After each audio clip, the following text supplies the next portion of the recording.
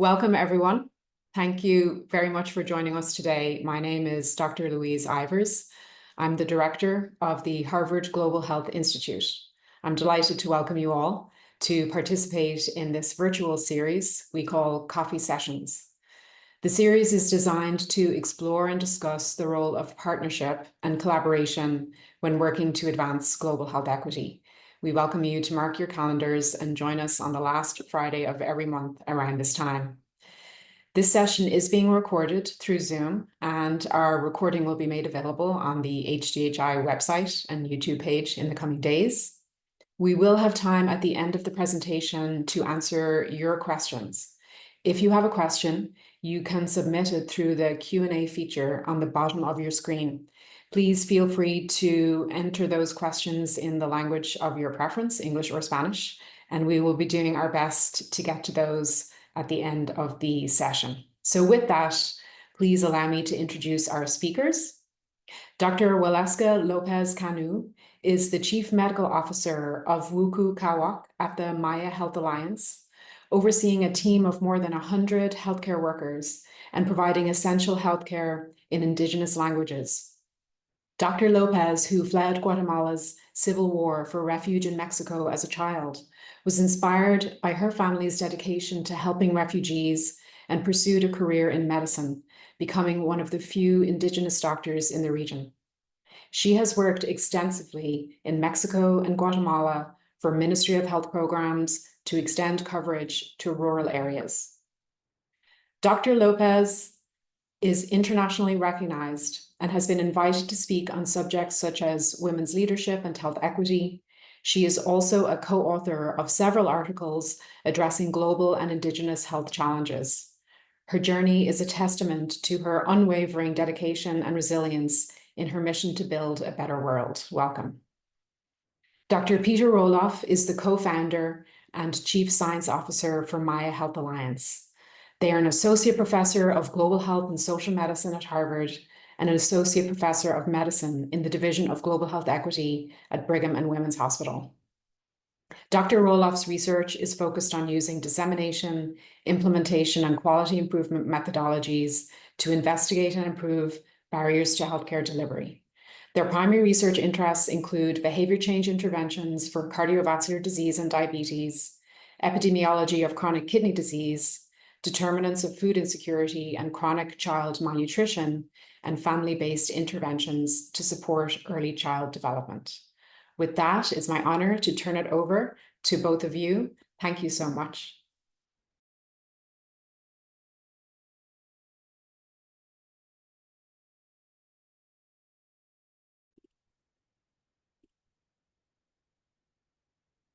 Thank you very much. Good morning.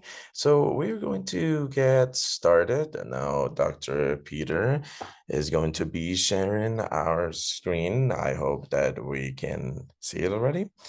So we're going to get started today with this conversation. We would like to share a bit more on how the institution with which we collaborate is trying to overcome the health inequities in the Mayan populations of Guatemala. So a bit of background. It's a bit of our history.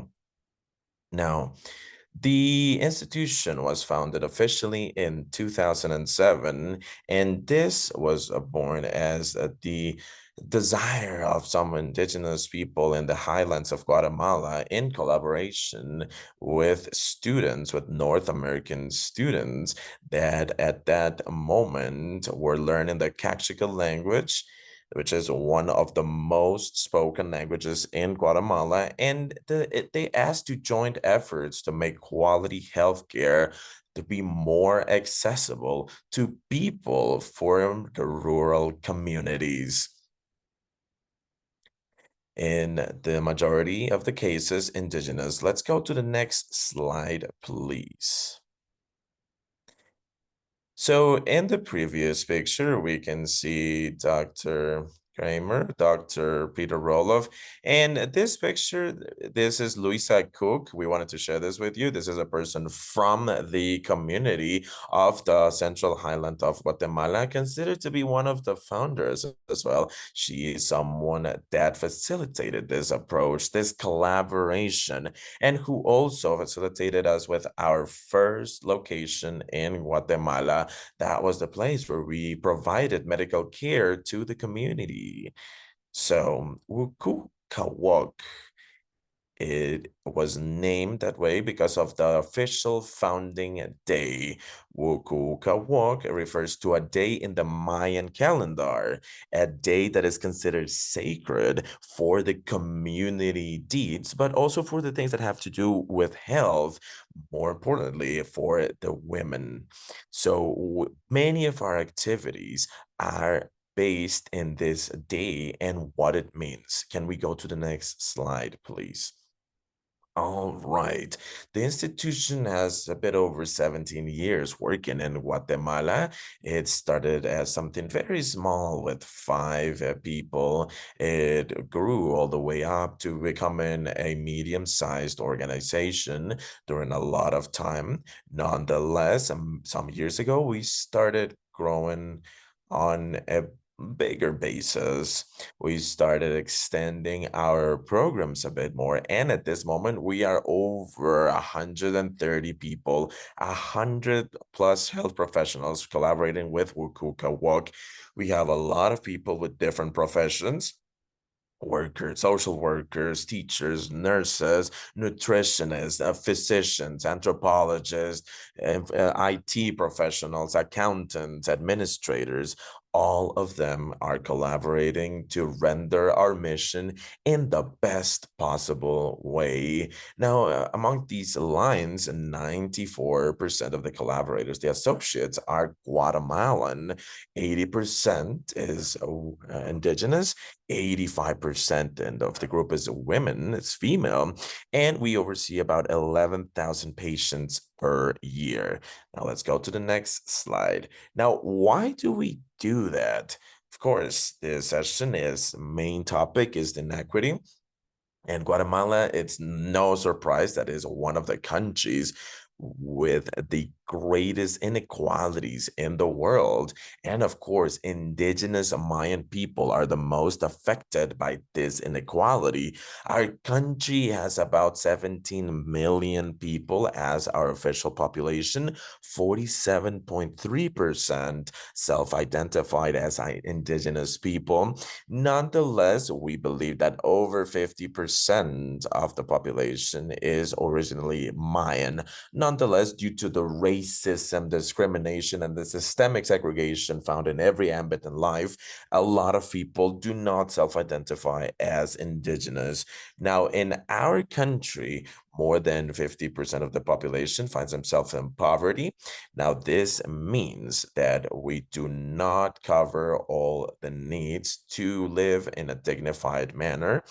Now, just 1% of the population actually has over 75% of the land and wealth. So that has been years and years of forced labor, of war, Cold War, to make this inequality very notorious. So barriers, just like the different languages, like the distances at which the families are found, the economic limitations, and also the fear to discrimination really makes it hard to find an integral medical care of high quality for most of the indigenous people, mostly from rural areas. Let's go to the next slide, please.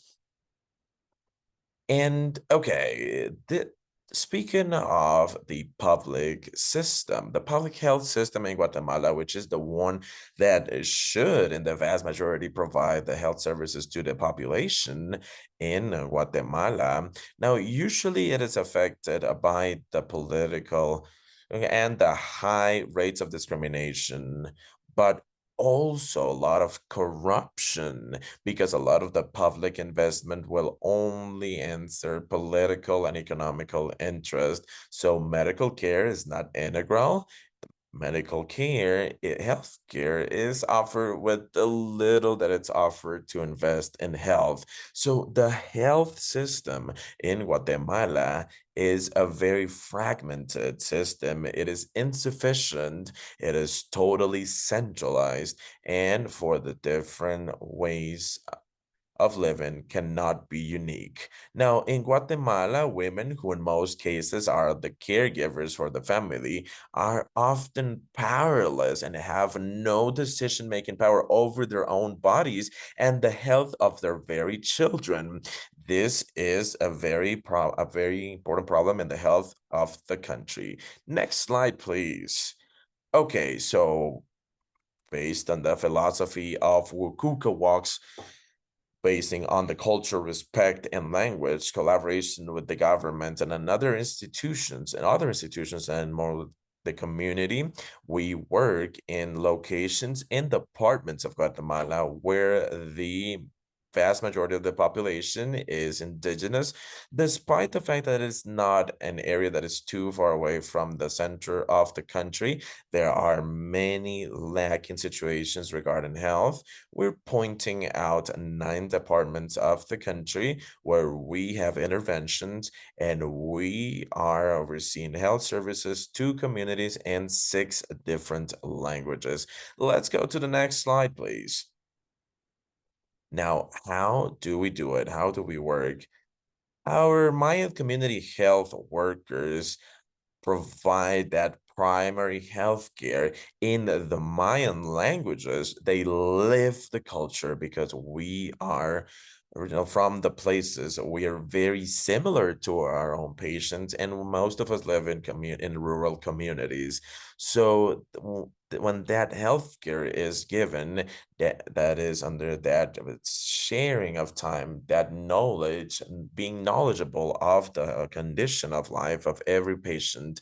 When there is hospital attention, hospital care required, our care navigators offer translation support and everything that a hospital system requires. As I was telling you, it's totally centralized, which means that people have never left their communities. They can be many hours away from Guatemala City, and they have to transport themselves to Guatemala City to a place, an unknown place with an unknown language, hearing the technical words that are spoken at the hospital. And many times this makes them feel lost and fearful. It's undeniable that there's discrimination within the very hospitals. So part of our work is to be along these patients and make the most out of this so that they can receive the best possible care in the best possible way.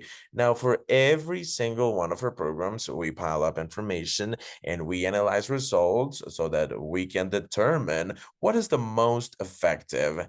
In Guatemala, we are one of the main publishers of medical research. Now, this means that our model promotes equity, it is community-led, but is also data-driven. So our personnel finds themselves in constant training so that they can solve and support with the health necessities of the territory. Now, next slide, please. Some of our programs, I just wanted to mention them. We have a program called Women's Health, Salud de la Mujer, which refers to the detection for the cervical uterine and or breast cancer. We also have a program called Mobile Maternal Child Health, and it is a referral program with patients with complications related to pregnancy, pre and postpartum.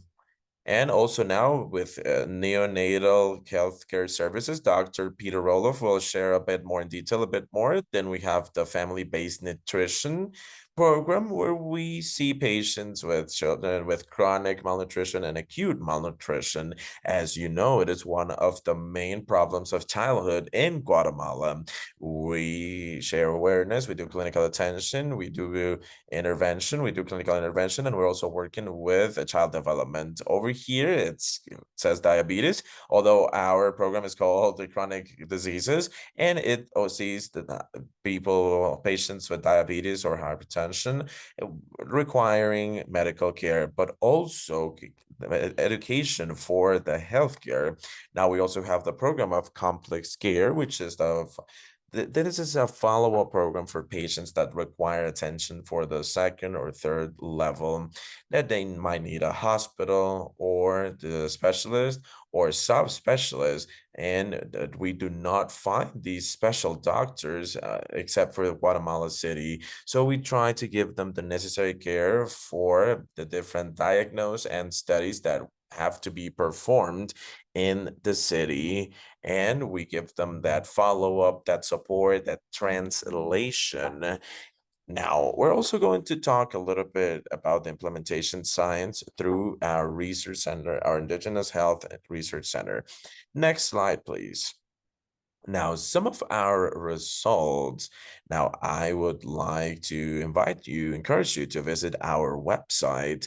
We have many articles posted, published. We have all the studies that have been done for our programs, but we do have some results that we wanted to share. We were talking about the reduction of malnutrition in our communities.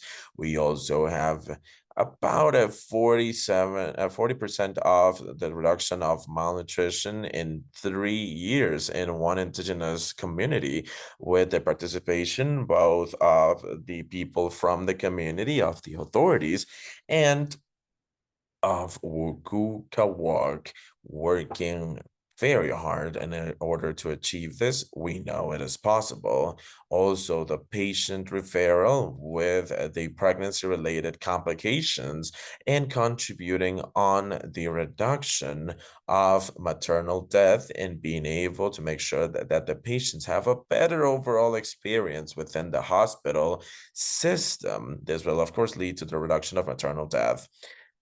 Also, we have during a long time, we have diabetic and hypertensive patients that have been monitored and in a clinical management, and they have been taught for their self-care. Now, this has really given encouraging results for the treatment of diabetes. And we also have reproductive health care and detection of cervical cancer and breast cancer in over 5,000 women in these 9 departments of Guatemala, and follow up with 100% of the cases. Those are some of the results that I can share with you. And I believe that I have one last slide before Dr. Rohloff. So just wanted to give you the introduction to the Center for Indigenous Health Research, where we are studying diverse topics. As you can see in our screen, we're talking about the health outcomes, determinants, and disparities, the quality improvement and the system change, the accompaniment to patients, the early child development, the behavior change. Of course, we did a lot during COVID, and resilience, and also the occupational health and climate change. So without further ado, I leave Dr. Peter Rohloff with you, who will share the second part of the conversation with you. Thank you very much, Doctor. I am going to keep on talking you about an example of what we have done in the Center for Indigenous Health Research. As Dr. Waleska, everything that we do is very much related to the healthcare and the philosophy of our healthcare, of our Center for Indigenous Health Research, has been to be hand in hand with the clinical action and trying to investigate the gaps, the barriers in the health system, and to implement solutions to improve them. So we're just going to leave you with an example, which is our attention program for mobile health. And now this is a system, an integral system that we have developed with the intention of improving the mother mortality rate, to reducing it, as well as the neonatal death rate reduction in rural areas of Guatemala, given the case that many people, for many valid reasons, give birth at home, but when there is a high risk pregnancy or a complication at home, the system to detect those cases and to get them to a healthcare center, a superior healthcare center, for to resolve the emergency is non-existent at the moment. There's a lot of discrimination towards the midwives, the professional midwives, who are the people that give healthcare and birth care for the communities. It is very hard for them to refer their patients to a hospital for this and many other reasons. So since 2015, we have been developing unique solutions to close this gap.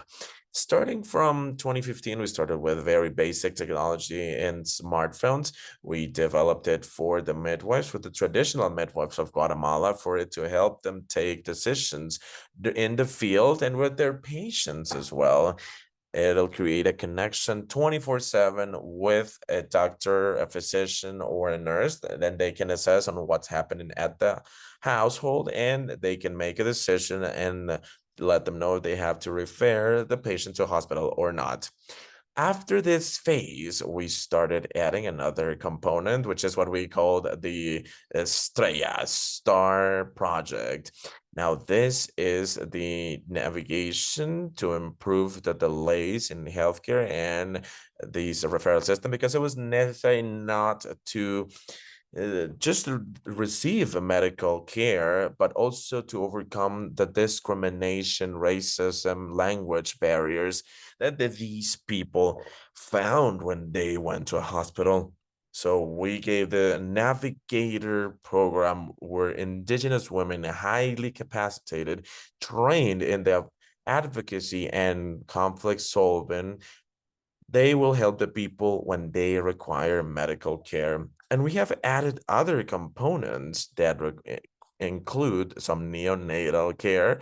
And last but not least, the current phase, we are implementing in the smartphones some artificial intelligence details in order to improve the decision making that the midwives do, especially when it comes to preeclampsia and the FCR, fetal growth restriction detection. So I'm just going to show you, this is a graph, and I will complement to this, I will add to this. And now this is an improvement of quality curve that we have handled for many years. I am presenting some data, some monthly and quarterly information since 2017 to this date. And our main indicator of the program is the proportion of women with high risk conditions that will actually receive healthcare, hospital healthcare. So as you can see, the different phases of this program, when we started in 2016 to 2017, we started, you can see this improvement in the hospital healthcare.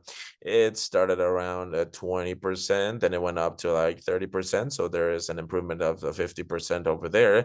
But what's really creating an impact is that when we added the care navigators, it just rocket high up there. And we have those two components, the mobile health application and the assistance and the advocacy of the navigators. We have been able, for years, we have been able to overdo over 60% of these cases that receive the necessary health care.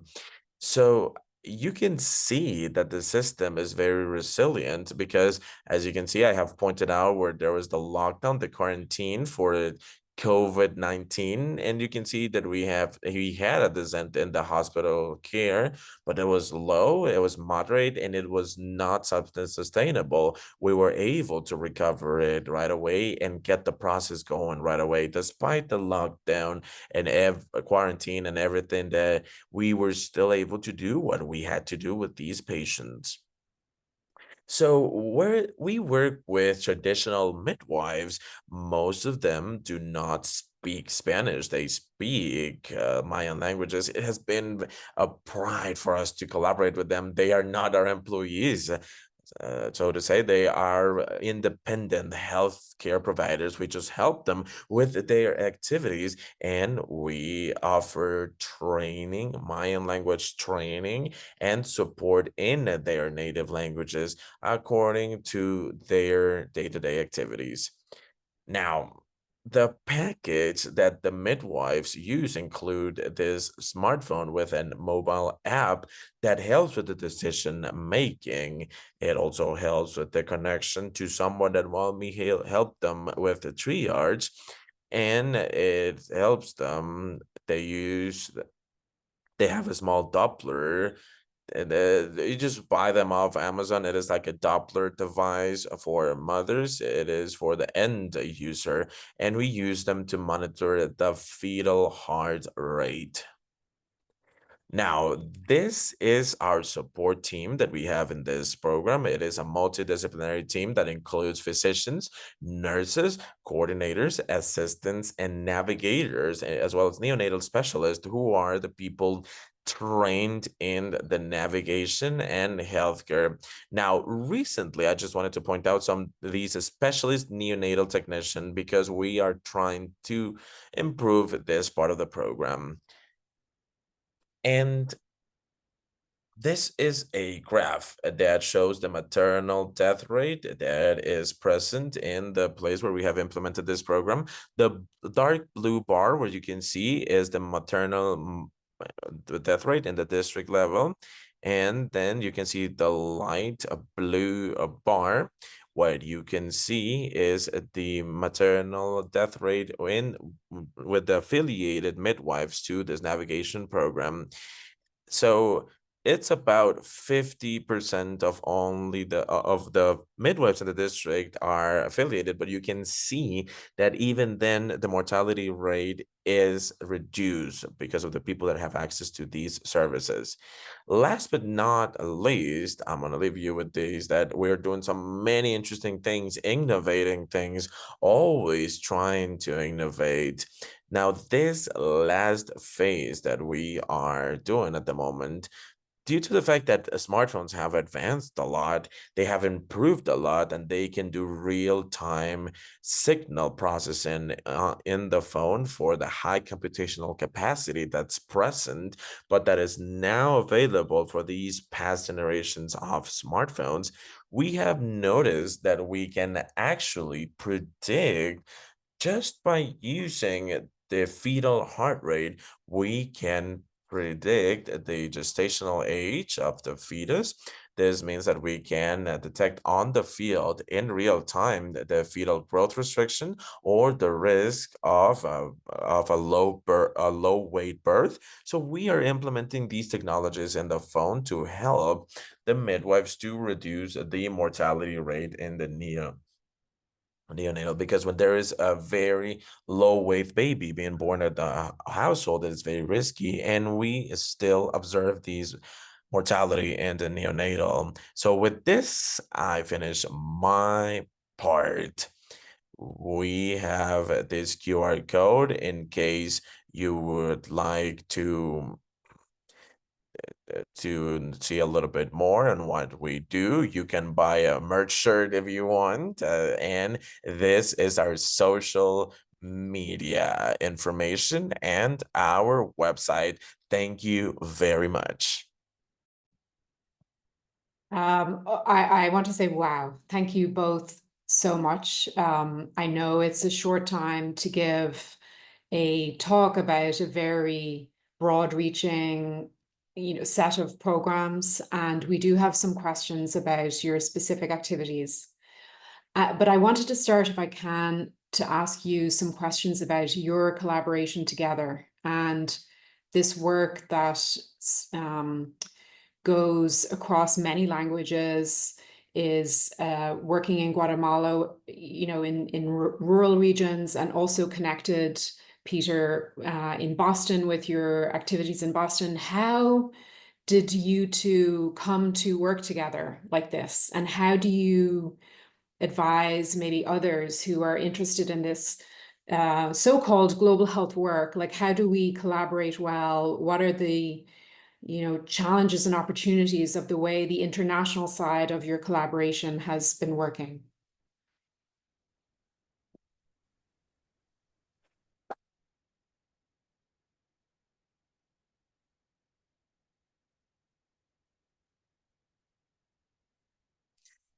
So should Dr. Peter answer or should I answer? Well, I can answer my point of view first. Thank you very much.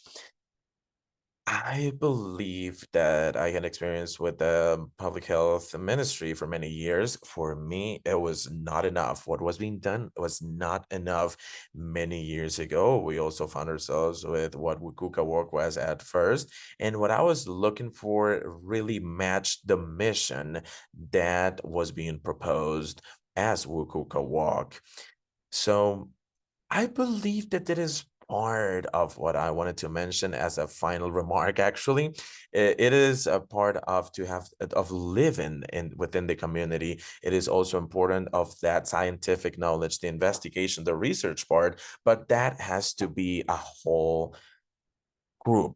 Now, I believe it has been an effort of a lot of collaboration and mutual respect to be able to try to share knowledge and not just this trend of being the ones who knows it all with the group that doesn't know anything, but actually knowing how to share. We have always been the ones who want to collaborate with other institutions, with the community. If we see that something is not working, if we notice, okay, people saying this is not right, this is uncomfortable, this is not culturally accepted, we have also respected that, although we have argued to do the health interventions that we think are good. Now, this is what I could tell you from my perspective, Dr. Louise. Yes, I wanted to plus two with Dr. Waleska. Now, what I would add is that the collaboration has been very organic, natural. During these years, we have tried to collect people with the same dream that is doing something down to earth. Now, that is the pragmatic part, working with these topics, but it is not just accepting the status quo. So that is the desire of wanting to do things, down to earth things, but at the same time doing them with from a critic's point of view, with a vision towards equity all the time. That is has really has motivated us a lot. Thank you. Thank you so much. So I see so many innovations in the work that you do. And we have some questions about the research activities. And Dr. Lopez, you said we're always doing trainings and we're learning approaches on how to solve the challenges, the health challenges that we have. Can you say a little more about the composition of your research team? You also mentioned anthropologists. Can you tell us a little bit more about how you pragmatically do that work and also how you translate the ideas of what the barriers are into scientific questions, as I know you have answered many of those and do a lot of research?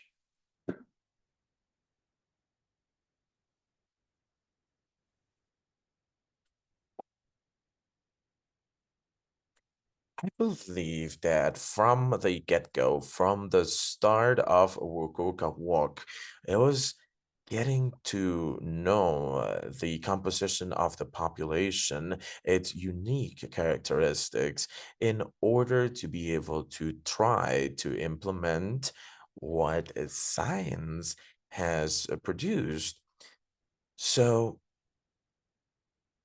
we do not do interventions that are trending or work somewhere else, and we just go ahead and apply them to, we just want to implement them somewhere because we want to. No, I believe that there is a previous prep.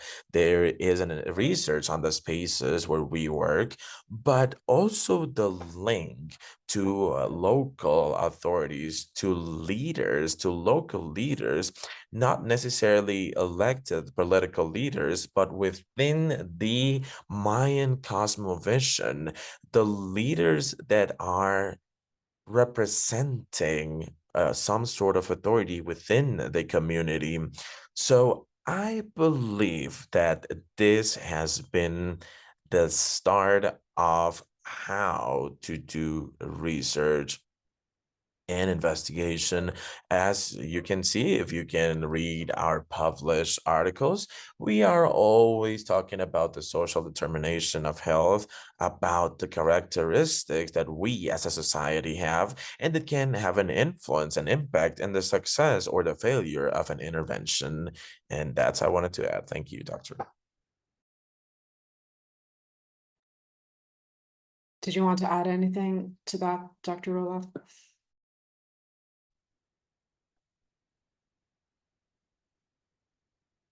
I think that's already answered all of it. I have nothing really much to add. Thank you very much, Doctor. Great. We have some questions, very specific questions about the programs, the mobile program, the antenatal care programs. Maybe I'll try to combine some of them by asking you to give us a little bit more. Can you say a little bit more about mothers who have home births? If there are traditional midwives who are engaged with you, are they referring to health professionals, and how do people in the very rural areas get referred or connected to hospitals if they need hospital care? Can you add a little more to what you already told us about that question?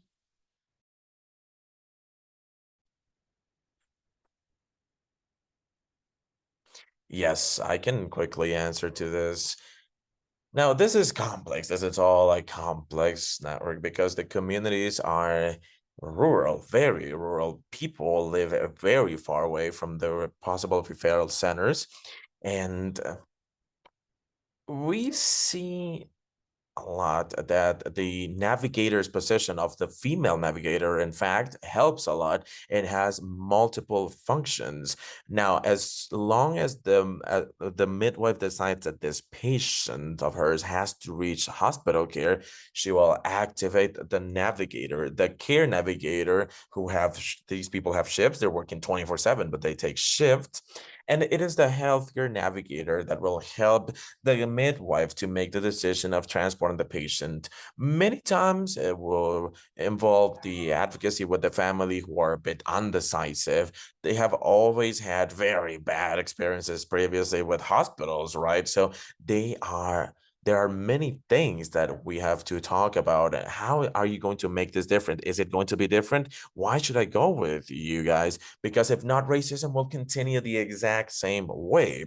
So there's this, and then coordinating the transportation, because that is another complex thing. The ambulance system kind of sort of not really works. And so there's an ambulance network with pickup drivers. This is our own network that we have developed in for the people. And at the moment of getting to the hospitals is the advocacy part. It is having the patient to go through the main door because there might be this guardian, this security guard, and that is in a bad mood, that is not letting anyone get into the hospital for this reason or another one. Things like that. Now, there is a very famous sociologist, Witzke, that talks a lot about the street level bureaucrats.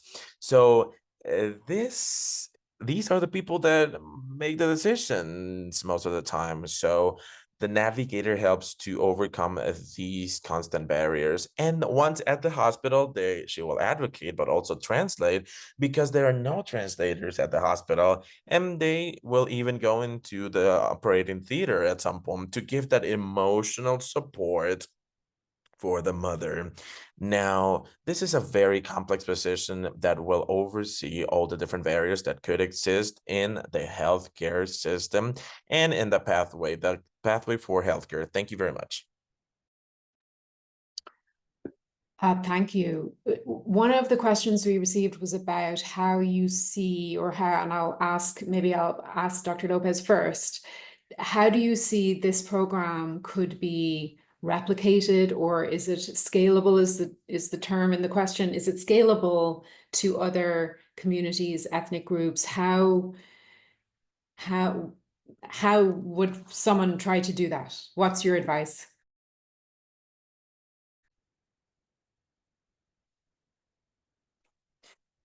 Thank you. Thank you for the question. Yes, of course, it is scalable.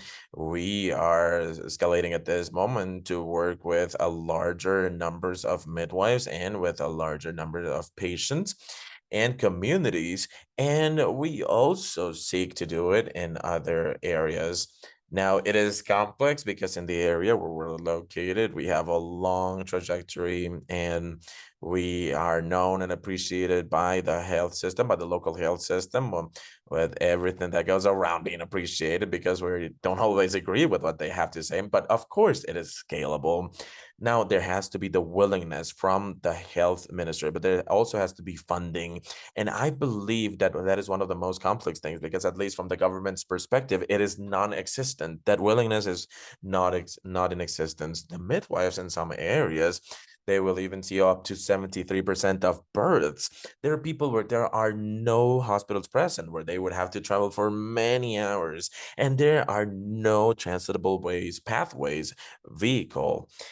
So these are the solutions that could yield very good results doing this collaboration. So the midwives, they have a historic knowledge and ancestral knowledge. They have always been able to see the births, but nonetheless, the insatisfaction of the patients and the bad experiences that they have had at hospitals have limited the fact of them wanting to go to the hospital. I believe that this initiative with mobile health is something we have greatly improved, which is the overall experience for the patients and with their healthcare at the hospitals. And I believe that it is perfectly scalable, answering to your question. So you would have to have some differences, of course. Yes, every area is different, but yes, it can be done. Thank you. Thanks. We just have 2 minutes left. So what I'm going to do is pass to Dr. Rohloff if you'd like to comment on that, or just any closing thoughts, and then back Dr. López will give you the final word.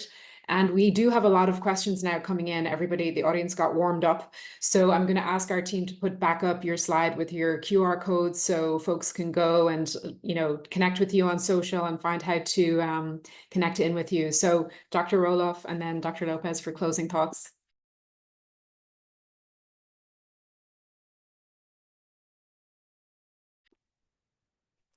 Yes, thank you. I hope that this has been of interest for you.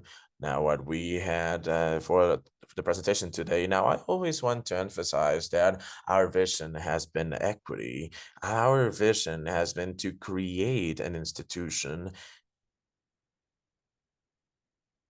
an active institution that will generate change in the country, but also that will create a vision of hope towards the future. And yes, together we can make things change. Maybe not right away, but we have been able to share and improve this vision. That would be my closing remark that I would like to share with you. Thank you. Thank you. Dr. López, you get the final word. Thank you very much. Once again, supporting on what Dr. Rohloff was saying and what we had been talking about alongside this conversation, to having that scientific evidence is as important as actually knowing our day-to-day lives of our patients.